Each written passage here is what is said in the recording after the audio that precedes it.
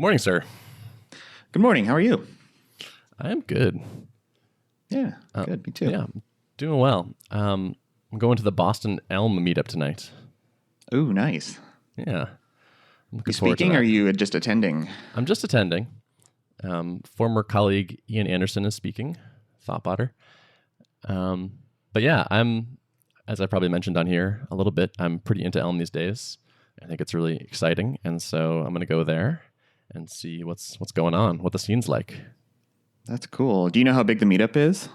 Is it like a fair following? Okay. I'm not sure. I guess I could look on Meetup, but it doesn't really tell you how many people show up for real. Yeah. We'll see. I'm interested. Apparently, it's a speaker format, so I think they have 2 speakers giving talks. I read something from Richard Feldman, who's an Elm person, or maybe it was Evan. I think I forget. Some Elm luminary about how they've been having really good success doing like hack fest type meetups. Or like just no speakers, but everyone shows up with something to work on, and people kind of form impromptu groups. I'd be down with that too, but I guess I'm fine just listening to some talks. Yeah, cool. Well, I'm anxious to hear about it. You've sucked me onto the Elm bandwagon, so now I talk about it every time I get an opportunity too. Nice. Yeah. This is particularly appropriate for me right now because next week I fly to Denver for Rocky Mountain Ruby, and my talk will be Elm focused. So I'm doing a little research, I guess. In Refactoring Rails news, I have a logo. Sweet. So you got the designer all locked in and already have a product? Yeah. Here, let me show you. I'll send you a link, and then we can throw this in the show notes, but so you can see the treatment. Ooh, nice. I like it. Thanks. I like it too. So I'm working with Jack Dade, who's a referral, friend of a friend, and it's been great. He did a nice job. And we were talking early on, I was saying, it would be nice to marry something kind of railroad related, basically, like something along the Rails theme, and also the idea of improvement or change. And almost right away, he was like, check out this picture of a railroad switch. And I was like, yeah, actually, that's kind of the right idea. And he's like, no, it even kind of looks like an R. Like that sort of turn, like, one track going straight and then the track taking a right. And it's like, oh, that's kind of R-like. And then that just was that became the inspiration and made its way into the final logo. And the final logo, like you probably wouldn't look at that and go railroad switch for sure.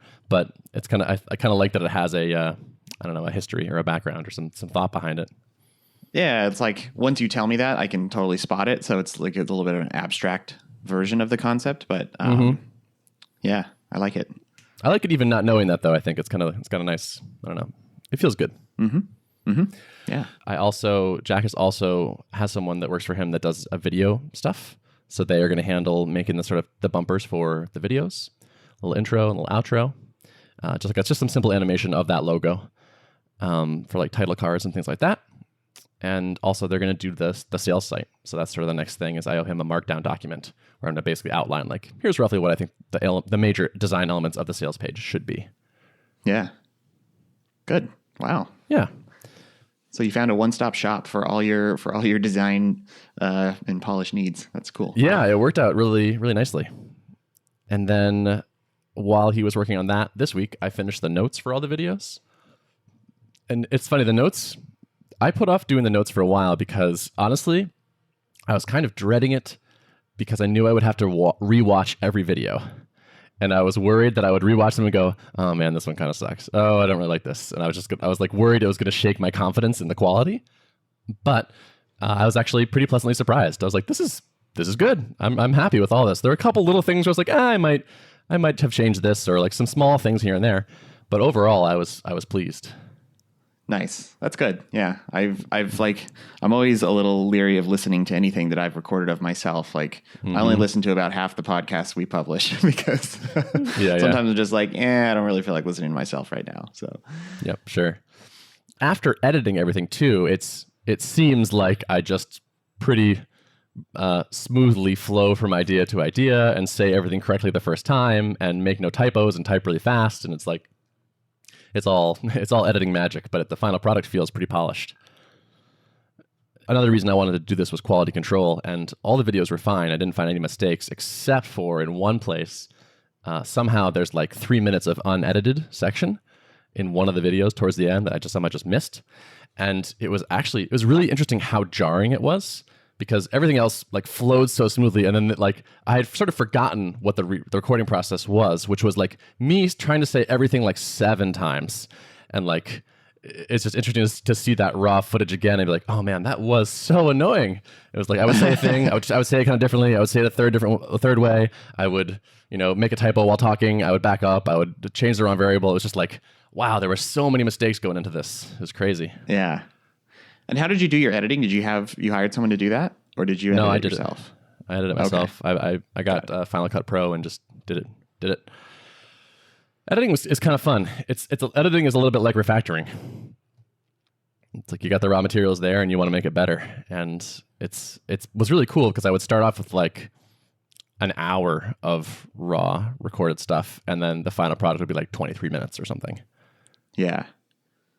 But the time to edit was like many, many hours, right? Like, yeah. It was definitely a few hours per, probably 2 or 3 hours, somewhere in there. But I kind of got in the zone with the editing after a little while, because it didn't require. It's interesting. It didn't require like a ton of thought. It was just like, okay, I need to, like, which take do I sound the best? Which take did I not make a mistake? Oh, that was like, I heard a little bit too much breath on that one. Let me cut out that breath. Let me chop out that typo. And so it's just it was fairly like low mental requirement, but just like the steady production of final polished product that was gratifying to see. Yeah. That's cool. So what do you have left to do before your, let's see, it's October 16th launch date, and it's September 21. So what do you have left? Not much, actually. So the sales page, I have to write up that doc for the sales page. And actually, so the deliverable on that will be HTML and CSS. So that should just mostly be throwing that on a static site thing somewhere. The notes are done. I'm going to do a proofreading pass of all the notes for spell checking and like adding links to things. But that's pretty close. I need to fix that one video that needs editing.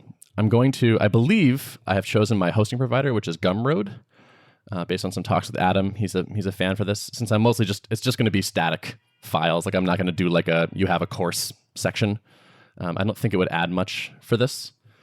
So I think he's like, if you're just going to give him like a zip file, like Gumroad is a nice choice for that.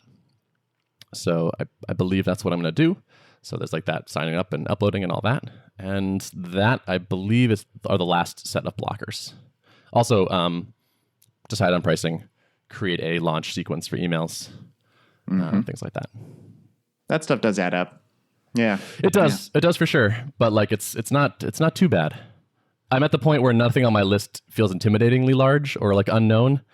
It's like, yep, it's going to take some work to write up, an email sequence, but I've done it before and I can sort of picture all the steps. So as the panic of the looming deadline increases, I'll just crush through it and get it done. Cool. Mm-hmm. Well, that's good, man. I'm excited. Thanks. You're making good progress. Yeah. Yeah, it feels good. I had a bunch of time off and I didn't feel stuck, but it was like, okay, progress was not going very quickly. But now now it's moving along. The dominoes are falling. I still do have some other stuff to do on top of that, though, like the talk I'm writing for Rocky Mountain Ruby, and then there's 3 talks before then, which is kind of crazy. Yeah, and you talked before about like your Ruby meetup tour. Is that still something you're thinking of doing, like post launch, or where are you at on that? Yeah, I'm still considering doing that. So since I'm launching October 16th, I think it would basically be like late October, early November. I'm going to be shooting for dates in that time frame. But that's not a blocker, so I'm sort of not thinking about it quite yet. Right, yeah. Yeah, no need to cloud your mental space with that just yet. Yeah, sure. So yeah, I think that's what's up with me. Good.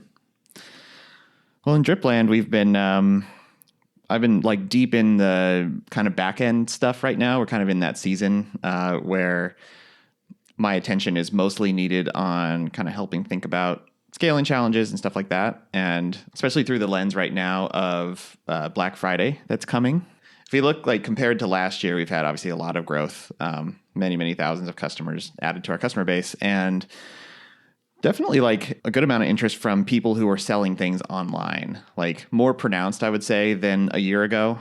Early drip history was predominantly like smaller companies and a lot of SaaS apps and people who are kind of in the micropreneur space.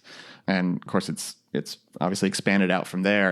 And Drip is turning out to be a tool that's really attractive for a lot of people who are selling things naturally, because you can leverage all the automation stuff to basically convert that into money. So with that comes like, I wonder how much volume we're going to actually expect on Black Friday, Cyber Monday, and that whole kind of week surrounding that typical like retailer week of chaos, right?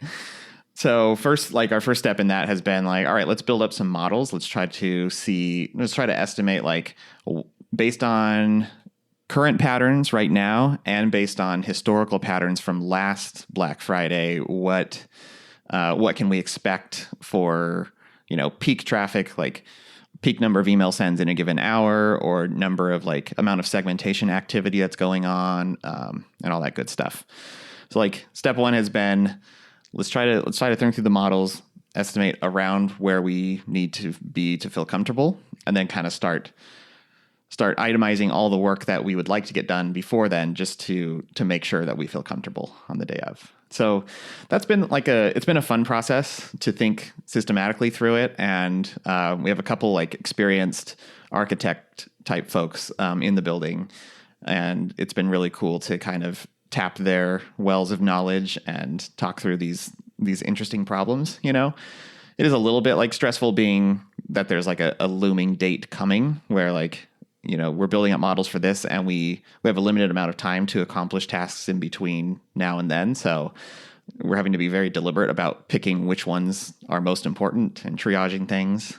But overall, I'm feeling pretty good about where things stand, and it feels good to have visibility into it. Like I spent probably like several full days in total, just in front of whiteboards and posting sticky notes on a wall and breaking things down into 1-day chunks. And historically, we haven't spent a lot of time in the planning phase. We usually try to do as little process as possible and then get to the actual doing part. But I think it has definitely been worth it to spend a good amount of time building up models and thinking through all the different avenues that we can go. Basically, the more information we have, the more planning we do up front, the more comfortable everyone can feel that we're going to achieve our goals. Sure. Are you planning, or have you done any simulation of high load? Yeah, so we do some of that in like isolated staging environments for sure. It's really difficult. The most difficult part to simulate is all of the different types of interactions that happen in production, like at the same volume that we're experiencing. So like at peak, we hit like 30,000 queries per second on our master database. And depending on what queries are happening at one time, that impacts the performance of other systems.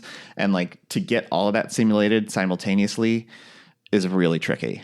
It's something that we are wanting to invest in. And, it's definitely like a pretty significant investment, but I think well worth it to get like a pretty good simulation environment really locked in. So right now, like usually the thing that's most effective for us is to just instrument the heck out of everything that we think might be impacted by a change we're making, and then we use a library called Rollout that helps with like, you can set a value in Redis and then say like only roll this new piece of functionality or new like code path out to 10% of requests, and then you can dial it up and down, or you can target specific accounts. And so kind of doing that in combination with instrumenting things helps us kind of get an idea of how it's impacting real world.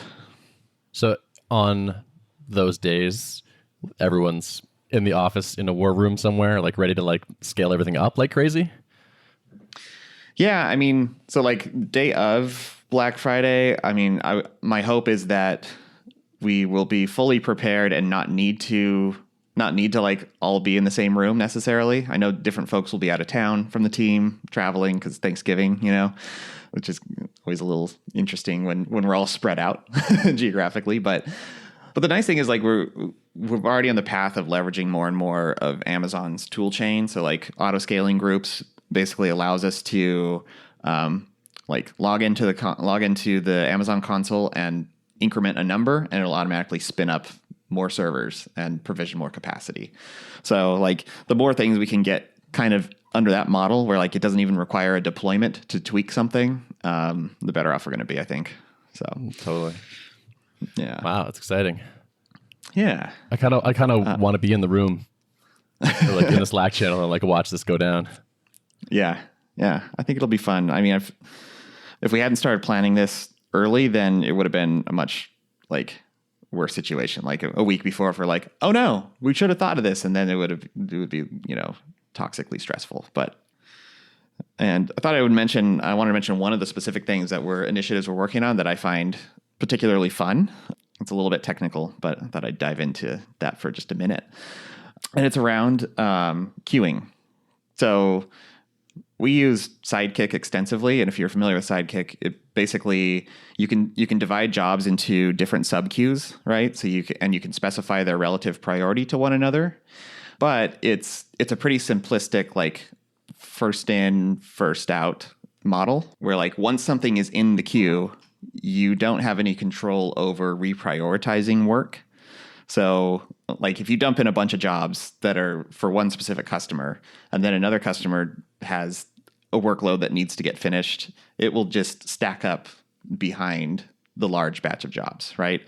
And that becomes a problem. And there's different ways to mitigate that that we've experimented with. Like we've have some logic in place that will kind of sort of spread things out in the scheduled queue in Sidekick so that it allows new work to kind of interleave itself with existing batches of work. But that gets tricky because if you spread things out too far, then you're potentially performing the work slower than you should be. If you leave too many gaps in between individual like chunks of work. Conversely, if you schedule it too tight together, then everything ends up in the main queue anyways, because you're not keeping up with the flow of work. And then that kind of crowds out any opportunity to slot work in between. So we've been working through this, we're calling it fair queuing. And we've been working through this kind of initiative on like ideally looking for a pattern that we can apply to any type of thing in Drip that requires performing work at a like round robin style pace where one person is not able to crowd out anybody else's work.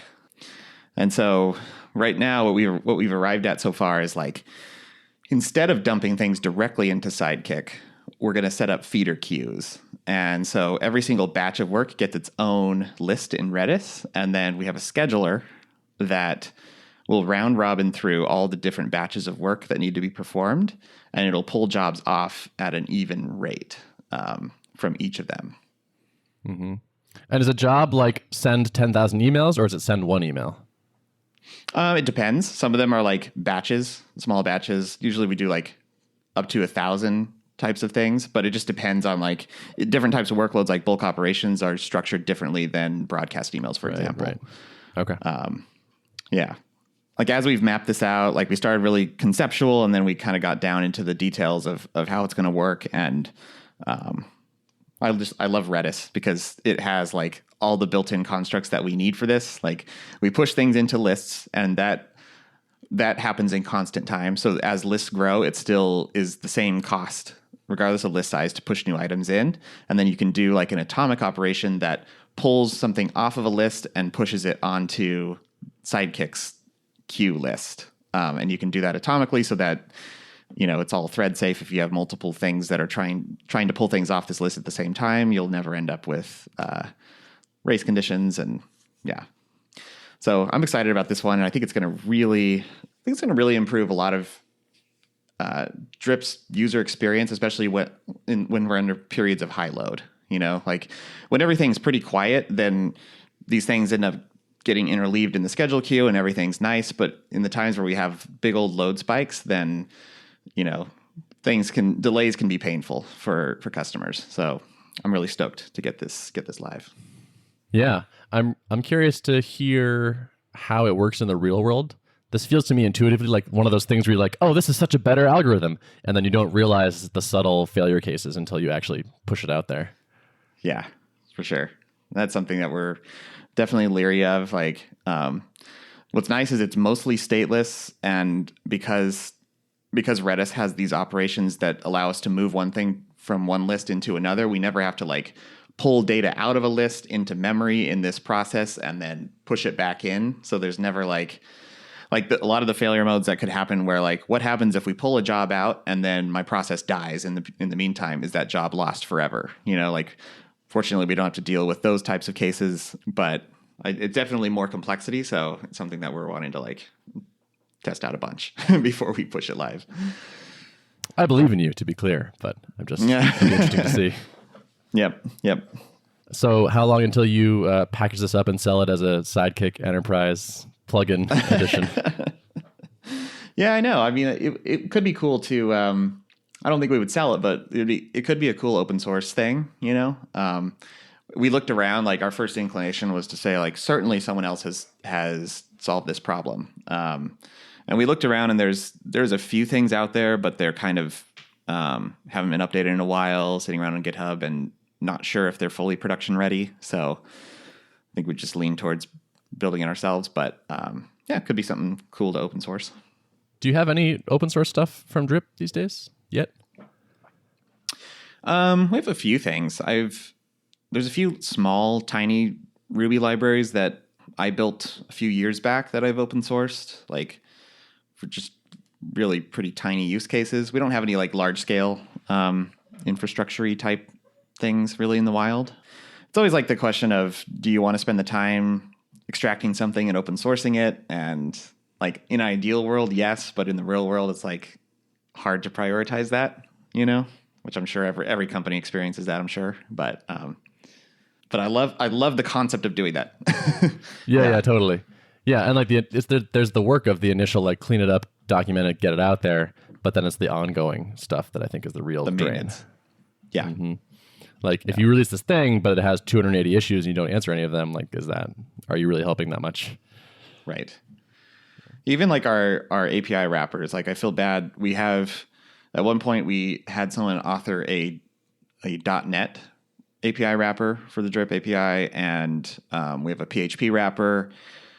We have a Ruby one, obviously, and like the PHP and .NET ones, we don't have any .NET or PHP developers in house, so it's tough. Like as we add to our API, keeping those libraries up to date and just like keeping them up to date for their various platforms and stuff is like a pretty big burden, and we haven't done a good job of maintaining those. So I kind of just want to like release them, like put a note that, hey, these are not actively maintained. If someone wants to take them over, please do. I don't know. It's hard to sponsor wrappers in a bunch of different languages that you don't have staff for sure. for. Yeah, it's worth it. Sounds like it's worth a try, just like publishing that and seeing if anyone takes. But if we had an API written in GraphQL, we wouldn't have a problem, because then you can just use a GraphQL client, right? Oh, is that true?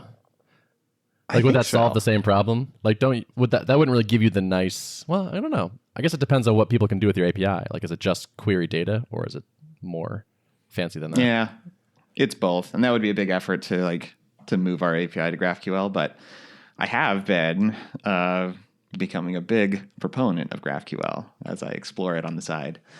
And I do think that solves I think most of the major languages have a client that is able to talk to any GraphQL API. And since you can introspect a GraphQL API, it can get back the schema, and you don't have to write your own wrapper essentially, right? Because any GraphQL client can infer the schema, and then it's able to execute queries and return the data back in a way that you can manipulate it, right? So that's another pro of GraphQL. Sure. Yeah. Another someday project. Mm-hmm. Yep. Too many of those. I have a someday maybe list in my to-do system, and it's just like, a lot of these are kind of cool ideas. Mm-hmm. And they just kind of slowly accumulate. Along with your Pocket articles. Yeah, exactly. Yes.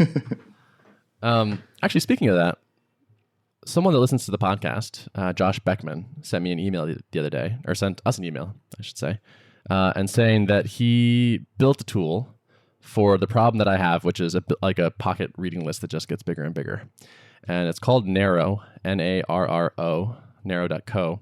And the gist is you connect it, you like auth it to Pocket, and it takes the articles and strips the text out and then converts them into podcast episodes. So now you have an audio version of your Pocket reading queue, and it gives you a unique URL for a podcast that you subscribe to that is those articles. I think it's a really good idea.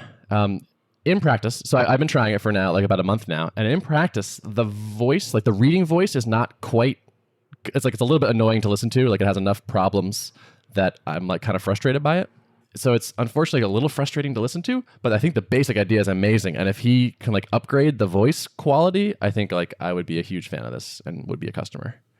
Nice. Is it just like some automated text to speech thing that he's using to generate? Apparently, I don't actually know what's happening on the back end, but it just sounds like, I mean, it's clearly a computer voice reading a thing, basically. Yeah.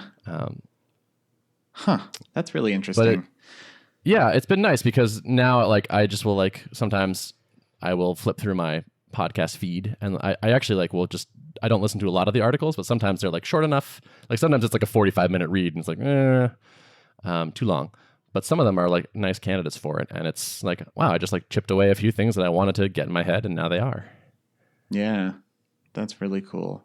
It's like there's certain things that I like to hear over audio, and other things I don't. Like I don't know about you, but I struggle with audio books for some reason. Like I really want them to be a good way for me to absorb a book, but when it's not just a podcast, it's usually more like succinct, topical, but it's like a whole book where it's like you're following a narrative that's going to last for 12 hours and trying to stay focused while listening to that. I just really struggle with it, but I feel like it would be a more efficient way for me to take in information because I usually have more opportunities to just listen to something like I'm riding the bus to work or driving in or whatever.